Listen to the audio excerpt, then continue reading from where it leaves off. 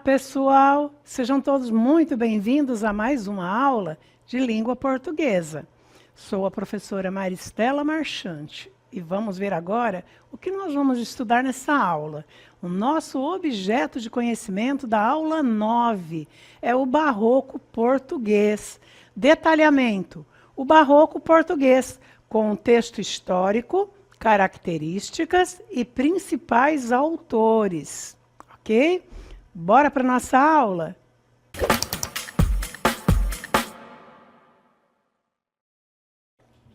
Muito bem, estamos nessa aula para aprender um pouco mais a respeito do barroco. E ele já começa com o teocentrismo como influência nas artes barrocas, tá? No contexto histórico e a influência nas produções artísticas do barroco.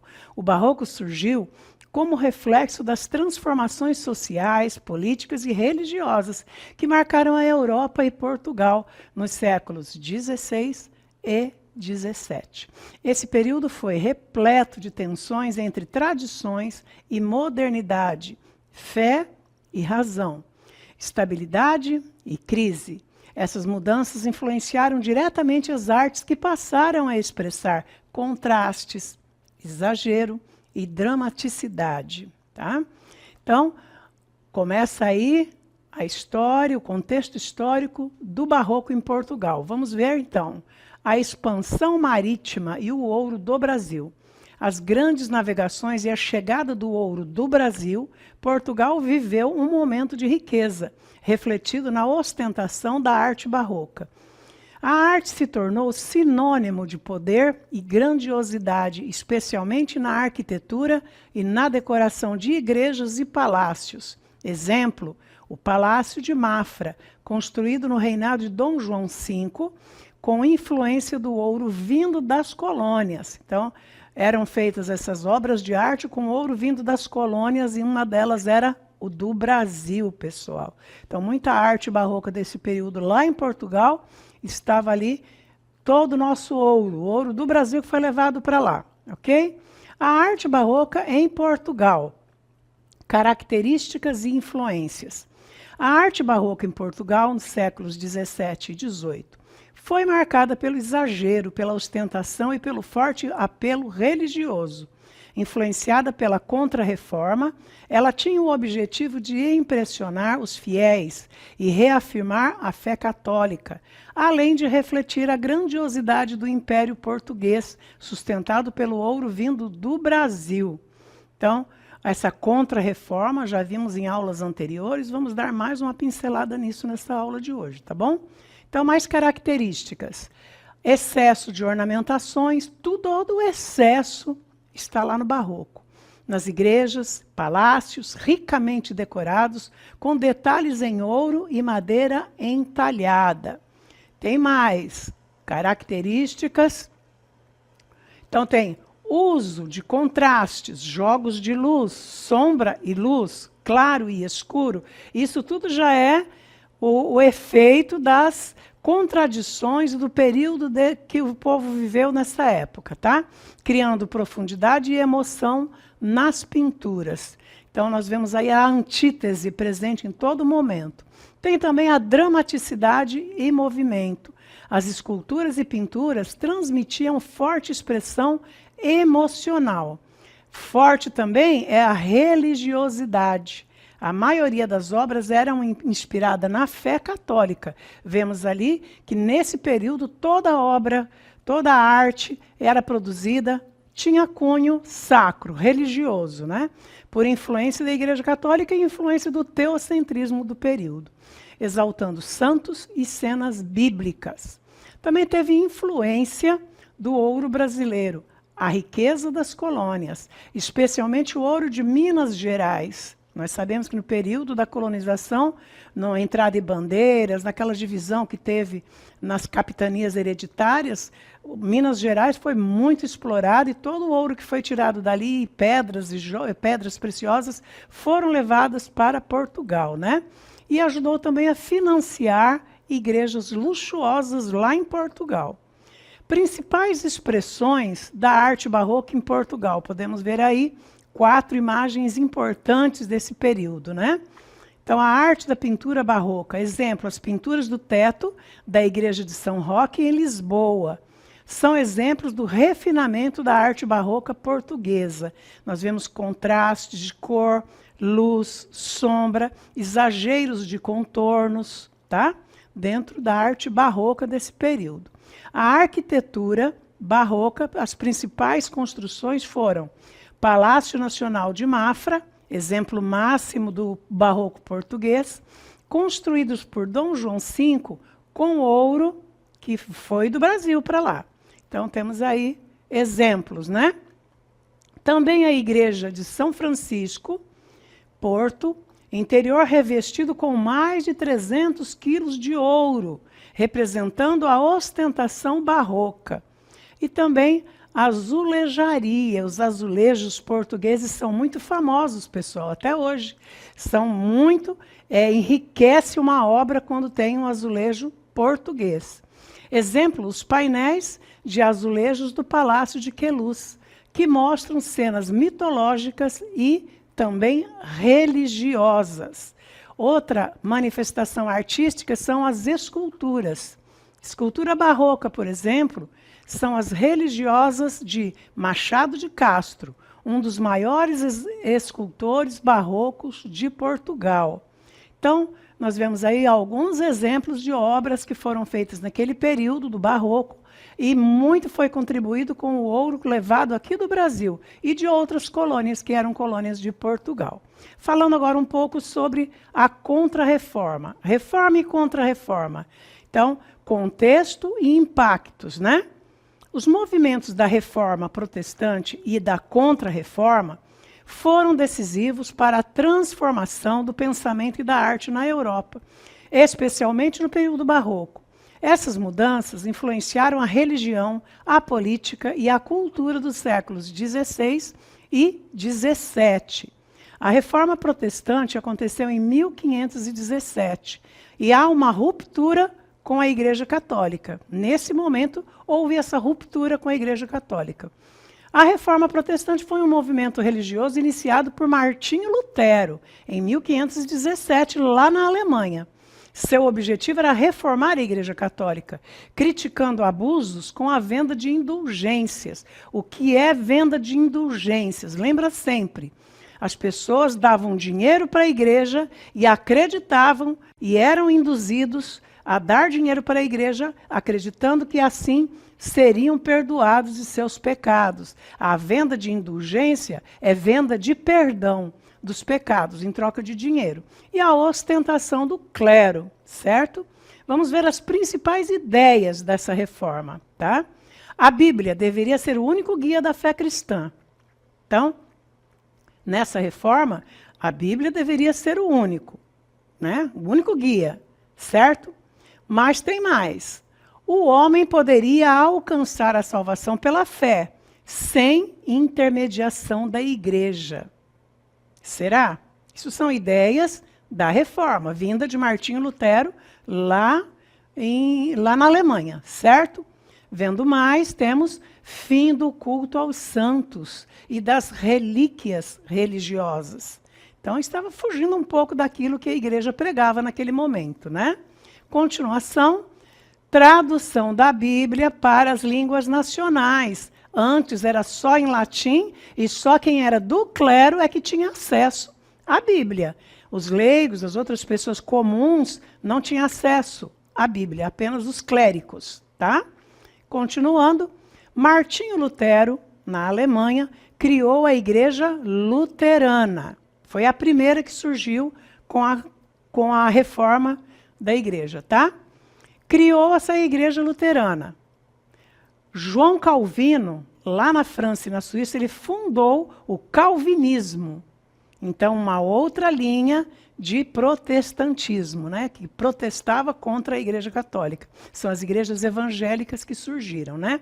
Que defendia a predestinação. Olha aí como vai se ramificando, né? E também houve uma outra pessoa, Henrique VIII da Inglaterra queria casar com uma moça, sendo que ele já era casado. E a Igreja Católica não queria fazer o casamento. Pois ele saiu da Igreja Católica, abandonou a Igreja Católica e criou a Igreja Anglicana. E rompeu com o Papa. Então, 3 vertentes só aí nesse início dessa reforma protestante, certo? Vamos ver as consequências disso.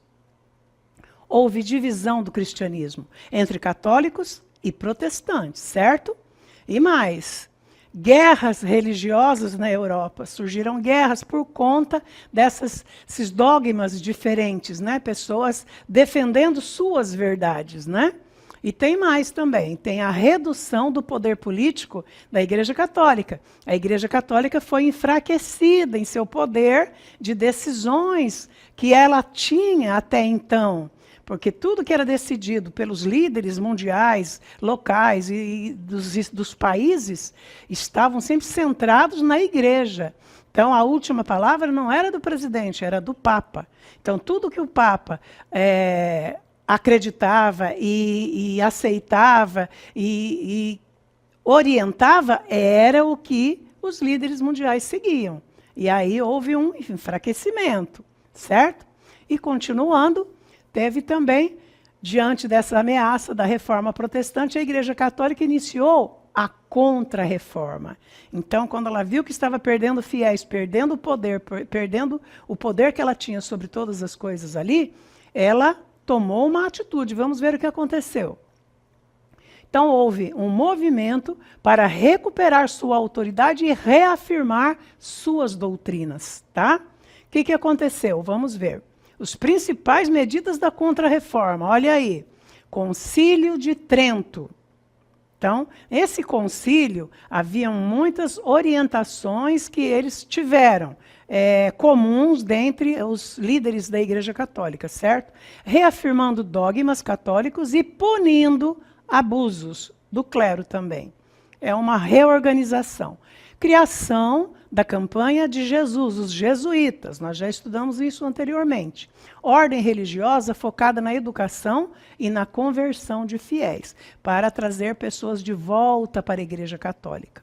E tem mais, Index do livros proibidos. Então, nesse período, foi uma busca, uma caça às bruxas mesmo. Eles entravam nas casas e todos os livros que não fossem da Igreja Católica ou que reafirmassem os dogmas da Igreja Católica, eles pegavam e queimavam. Então, nessa época, houve censura de obras consideradas heréticas. Então, todas as pessoas que tinham qualquer ideia diferente da Igreja Católica era tida e era punida, e seus livros queimados. Continuando, temos o reforço da Inquisição, perseguição e punição de protestantes e hereges. Na visão da Igreja Católica, o que era ser herege? Eles acreditavam que existiam bruxos, pessoas que pregavam coisas contra a Igreja Católica. E muita gente morreu queimado, sendo vítima por a Igreja Católica achar que eram bruxos, hereges, que pregavam contra a Igreja Católica, certo? E temos mais consequências aí, né? Temos mais. O fortalecimento do poder da Igreja Católica em regiões como Portugal e Espanha. A Igreja começou a se fortalecer, começou a ficar mais, ter mais poder a partir dessa contra-reforma, né? E a intensificação da censura e da repressão religiosa. Então, a Igreja Católica lançou leis muito rígidas para manter quem estava na igreja e trazer de volta quem tinha saído, né? Então, nesse período da Contra-Reforma, também houve o uso das artes, como o barroco, para transmitir a grandiosidade da fé católica, através da arte, das esculturas, de imagens de santos, de decorações de igreja, como nós vimos anteriormente, para trazer os fiéis de volta, né? Para reafirmar a crença católica, na verdade, a fé católica, certo? A influência da reforma e da contra-reforma na arte e da cultura. A arte barroca, a igreja usou o barroco para criar igrejas luxuosas e obras dramáticas, reforçando a fé católica. Exemplo, as igrejas ricamente decoradas em Portugal, como a igreja de São Roque, em Lisboa. Na literatura, os textos barrocos refletiam a dualidade entre a fé e o pecado, a salvação e a perdição. Olha aí as antíteses, né? Os paradoxos. E aqui no Brasil, Padre Antônio Vieira usou sermões para defender a doutrina católica e criticar a corrupção. Ele criticou muito, muito da corrupção que existia na Igreja Católica nesse período. Tanto é que ele caiu, então, na lei da Inquisição também. E, conclusão, nós vemos que a Reforma Protestante e a Contra-Reforma marcaram uma grande transformação. A Reforma Protestante e a Contra-Reforma marcaram uma grande transformação na Europa, redefinindo a relação que existia entre a fé, a política e a cultura. Enquanto os protestantes defendiam a simplicidade e a liberdade religiosa, os católicos reforçaram seu poder e usaram a arte para atrair os fiéis. Então, vocês percebam que tudo foi usado para trazer os fiéis de volta e aqueles que estavam continuarem ali firmes na fé católica, né? Então, podemos ver aí que até a arte foi usada para isso, tá?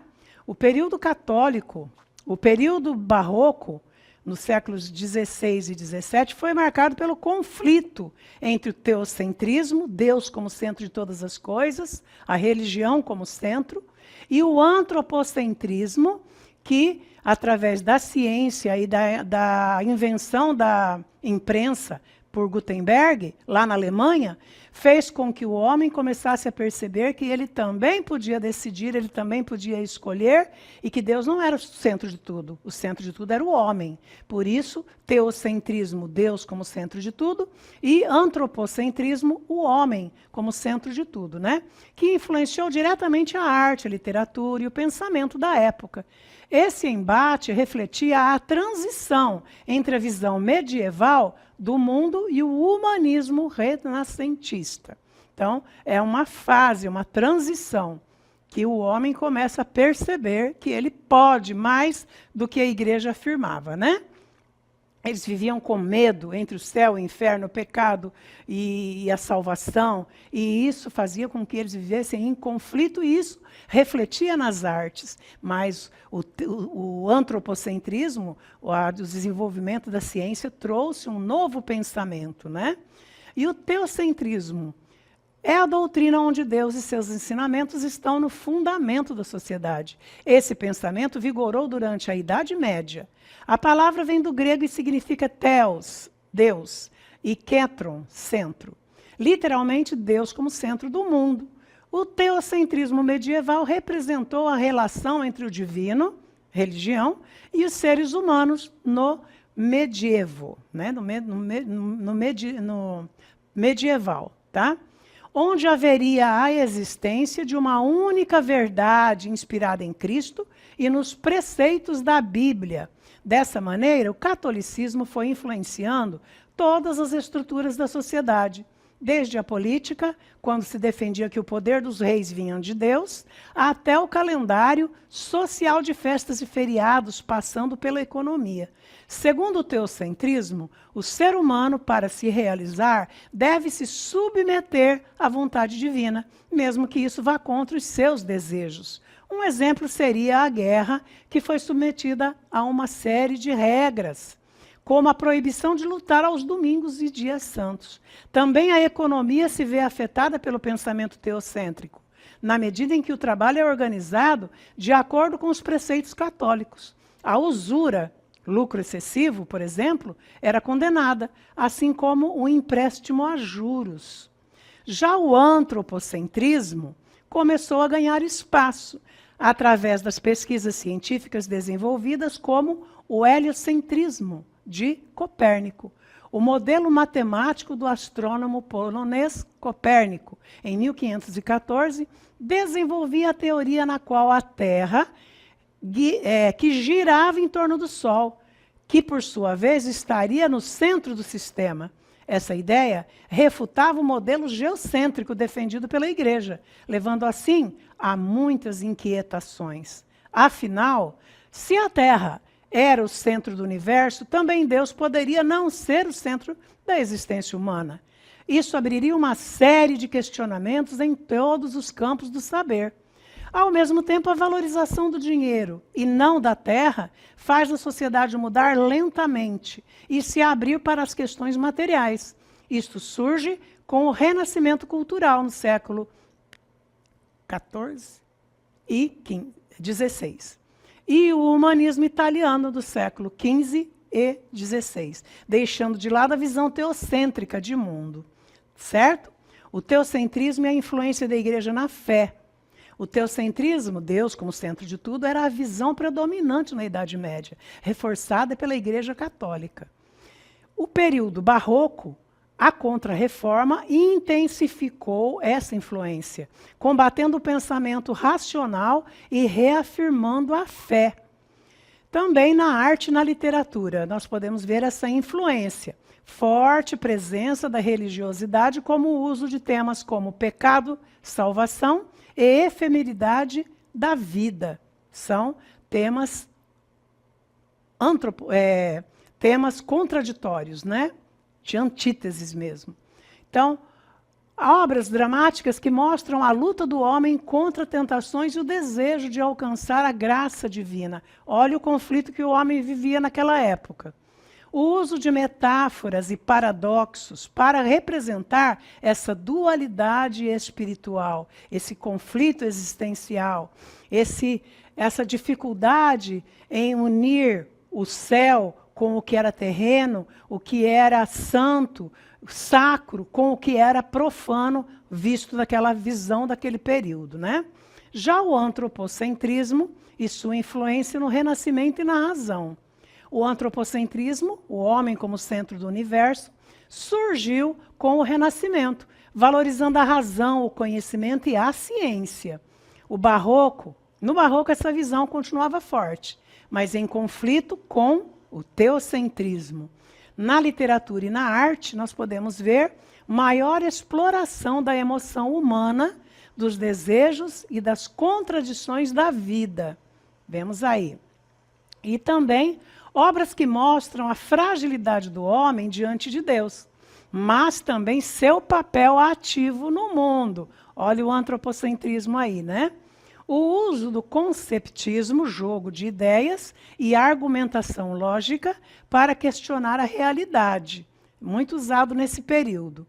Por exemplo, o padre Antônio Vieira usava sermões persuasivos para misturar fé e razão, tentando convencer os fiéis por meio da lógica, tá? O pensamento barroco não escolhia um lado definitivo entre o teocentrismo e o antropocentrismo. Ele ficava naquela dualidade, né? Mas sim expressar a dúvida e a angústia de viver entre esses dois polos. Era uma angústia existencial mesmo. É a fé versus razão. O homem quer seguir a fé, mas também é atraído pelos prazeres do mundo. E é aí que ele entra em conflito, né? Salvação versus pecado. O indivíduo luta entre sua natureza pecadora e a busca pela redenção. O homem quer viver sua essência, quer viver seus prazeres, mas ele sabe que ele é um ser divino, ele busca o céu também. Olha o conflito. Vida efêmera versus desejo de eternidade. A consciência da brevidade da vida gera angústia e muita reflexão. Vamos ver o exemplo. Na literatura, temos aí poema de Padre Antônio Vieira. Sobe Bernardo da eternidade ao mapa, deixa o velho Adão ao mortal cepa. Pelo lenho da cruz ao império trepa, começando em Belém na pobre Lapa. Mas, mais que rei, pode ser e mais que papa. Quem de seu coração vícios decepa, que a grenha de sanção tudo carepa, e a gadanha da morte tudo rapa. A flor da vida é cor de tulipa, também dos secos anos é garlopa, que corta como ao mar corta a chalupa. Nem há de mister que o fosso corte a tripa, se na parte vital já tudo topa, É apa, epa, ipa, opa, upa. Então, mais que o rei pode ser e mais que o papa. Olha a contradição aí. Contradições, posições terrenas de poder, rei e papa. A elevação espiritual alcançada por quem purifica o coração, certo? Que a grenha de Sansão tudo carepa e a gadanha da morte tudo rapa. Aí também há um contraste da força que simbolizava pela grenha de Sansão, cabelos de Sansão, né? Grenha é o cabelo de Sansão, com a vulnerabilidade diante da morte, que a todos iguala, certo? Então nós vemos aí que esse sermão do Padre Antônio Vieira, ele é cheio de antíteses, cheio de contradições, cheio de exemplos das características fortes desse período barroco. Então, ele traz nesse sermão essas dualidades para que as pessoas reflitam, porque as pessoas que vivem nesse período têm muita angústia. Eles não sabem para que lado eles vão, se vão para a igreja ou se vão para o mundo. Por um lado, a igreja chama e busca o arrependimento. Por outro, eles sabem que tem os prazeres da vida. Então, eles ficam nessa dualidade. E tudo isso é fomentado pelo teocentrismo versus antropocentrismo. Então, esse teocentrismo e antropocentrismo faz com que os homens tenham essa angústia. Mas a ciência vai evoluindo. A ciência vai evoluindo, as pessoas vão começando a ter conhecimento. A Bíblia é traduzida e impressa em vários idiomas. Então, não só livros como a Bíblia, mas outros livros que surgem nesse período e nos períodos depois, a respeito da ciência, a respeito das artes, e o homem começa a ter uma visão. O iluminismo acontece aí. Ele começa a ter ciência, ele começa a aprender com a ciência e começa a se enxergar como uma pessoa que pode decidir, pode escolher, tá bom? Então, conclusão. O barroco é um período de tensão entre o antigo e o novo, certo? O teocentrismo manteve a forte influência da igreja, enquanto o antropocentrismo trouxe elementos do humanismo e da razão. O resultado foi uma obra de arte e literatura dramáticas, exageradas e repletas de contrastes, refletindo o dilema da sociedade barroca. Então, toda a arte barroca, toda a arte que você encontra, que tem exagero de cores, muita sombra, muita luz, muitos contrastes, exagero dessas formas, ele tem um reflexo, ele está inspirado na arte barroca. E justamente por conta do teocentrismo e do antropocentrismo.